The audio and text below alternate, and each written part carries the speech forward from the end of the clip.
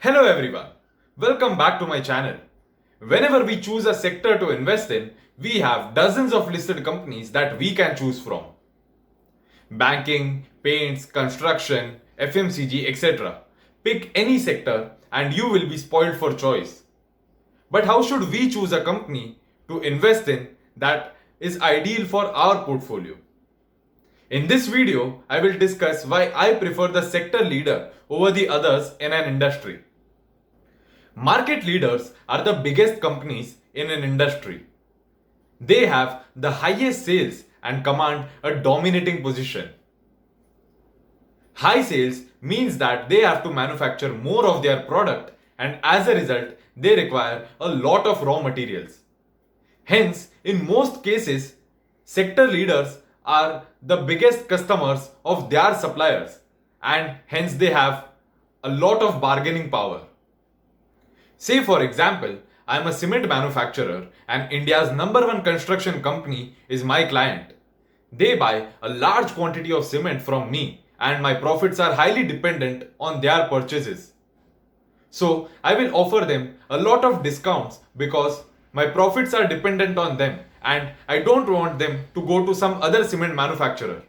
I would like to retain my number one client.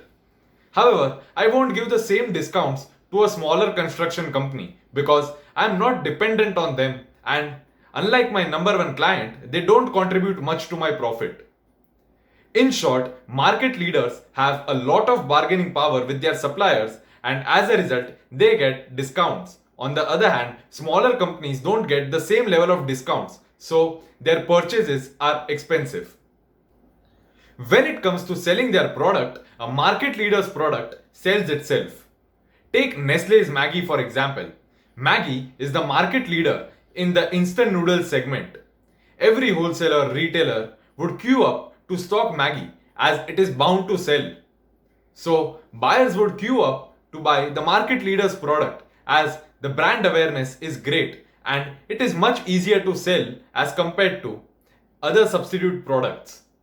On the other hand, we see so many other noodle brands on the shelf of a supermarket, but we never look beyond Maggi. Smaller companies struggle to sell their product due to lack of brand awareness. Another point to note is that large companies with famous products generally get quick payments from their distributors, and in some cases, they also get advance payments. On the other hand, smaller companies have to wait a little longer as compared to larger companies to get their payments. Another important factor is distribution network. Take Asian Paints for example. They have such a strong distribution network that they are able to supply goods 4 times a day to their distributors.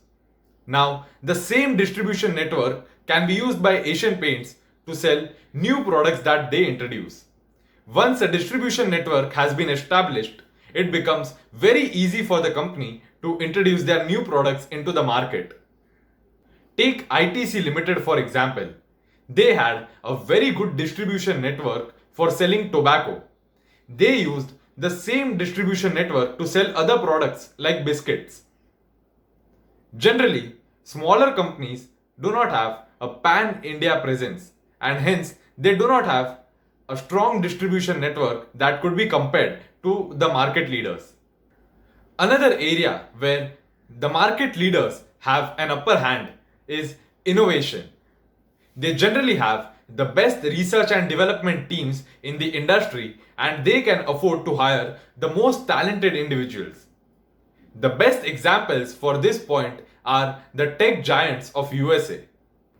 Technology development requires huge amount of cash and the chances of failure are quite high.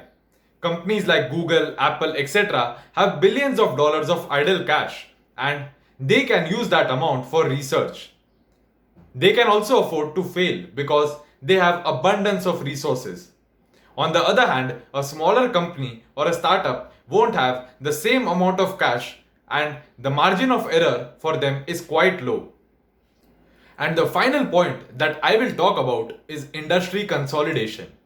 Whenever an industry starts maturing, that is, growth slows down, competition becomes very fierce. Almost the entire market demand has been met by the existing companies.